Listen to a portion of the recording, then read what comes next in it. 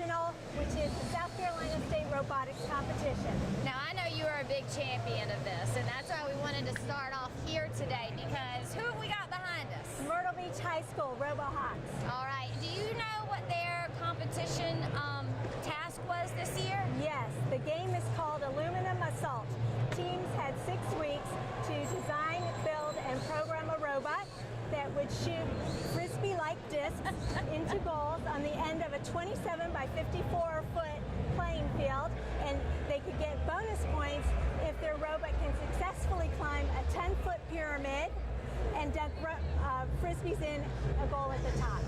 Robotics allows kids to use everything they are learning in all their math and science classes to design, build, and program a robot to perform in a real-life situation. So it makes classroom content relevant. They are actually using their hands to build technology to perform a task in real life. Well, I'll tell you what, we're going to take a closer look at some of the robotics around here. And later on, we're going to meet Ms. McIlrath at one of her high schools that she represents, Myrtle Beach High School, yes. The actual high yes. school. We're going to talk about a few other things that the board discussed at their last meetings and some decisions that they made that could impact your child's school.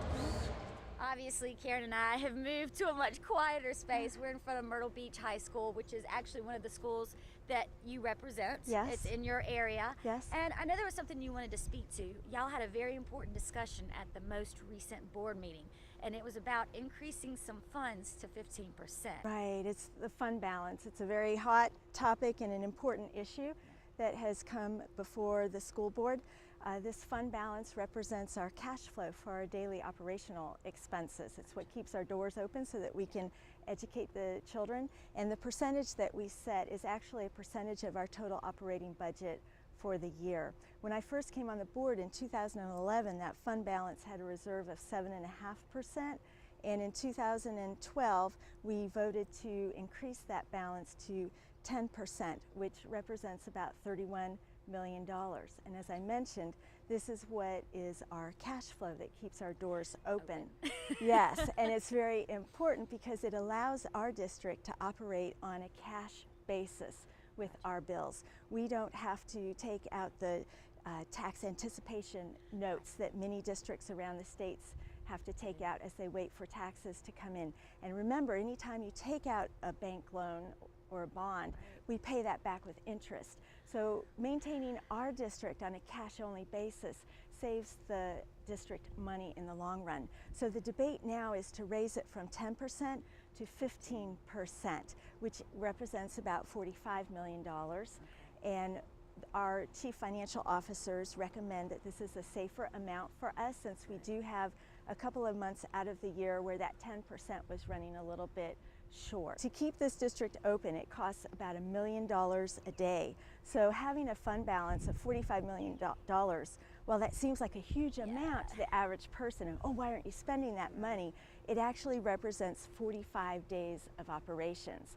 And I will also add that in 2011, when we were under severe budget crunches, and districts around this state were having to furlough people and go to a 4-day work week, we didn't have to do that.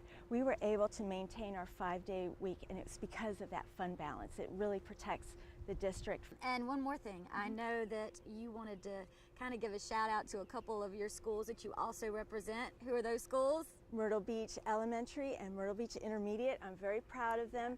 The schools in the Myrtle Beach district have truly embraced the Covey model, and Myrtle Beach Elementary and Intermediate were just awarded the Lighthouse Award, which means they have reached exemplary status for incorporating the Covey model into their daily lives and the curriculum there. And if you want to know a little bit more about the Leader in Me Covey process, there's actually going to be a show on Channel 12 about that, and the Lighthouse procedures, or whatever you want to refer Lighthouse procedures that they had to take to get that status. And it wasn't easy. No, it's a challenge, and they need to be commended for what they've achieved there. You got it. Now, Karen, and as our viewers can obviously see, we've changed places. Myrtle Beach High School's right over there. Myrtle Beach Middle School's right over here, and we've got our elementary and primary back across the street. as you can see, we're also in front of the sports facilities. And I'm pointing this out because the board recently had a study done. Last year, the district office contracted with private consultants who came in and assessed the current condition of all of our facilities, athletic fields, grounds, etc. And we just received the result of that, which is a 7-inch report containing information on when and where to build if we choose to do that, as well as which properties should be replaced completely, which properties should be renovated, as well as all the activities involved in maintaining all of our facilities in top working order. And this report also expands to the athletic fields throughout the county, playgrounds, and all of the grounds, general grounds surrounding our buildings. Now, Karen, you also have something that is different from what we were just talking about. Another committee and something else, a facilities committee. Is that what it basically is?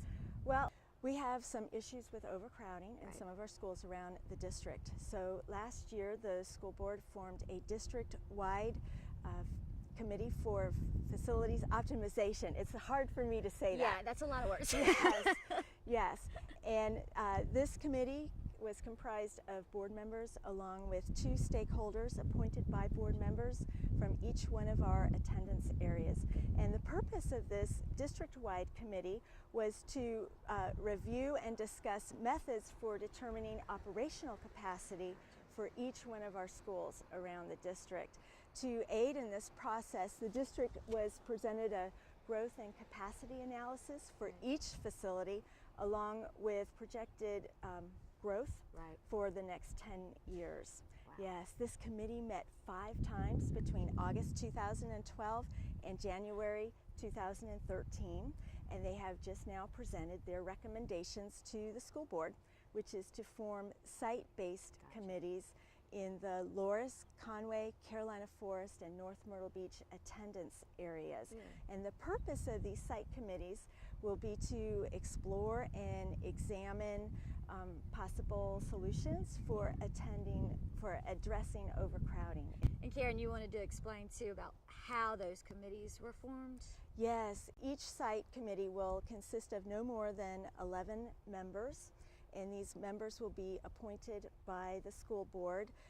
We will be extending invitations to the advisory board members of these attendance areas and the school improvement council members first. If seats should remain available after that process is completed, then those seats will be opened up to parents in the community.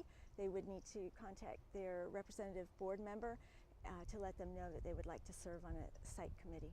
Well, thank you, Karen, for being with us, and thank you for taking time to learn more about your school district. And of course, come to the school board meetings. You would love for parents in the community to come to school board meetings, correct? Yes, we can do a better job if we hear from the people we represent. Exactly, and they are there to represent you. So stay tuned. At the end of the show, we'll have a list of the upcoming board meetings when they are.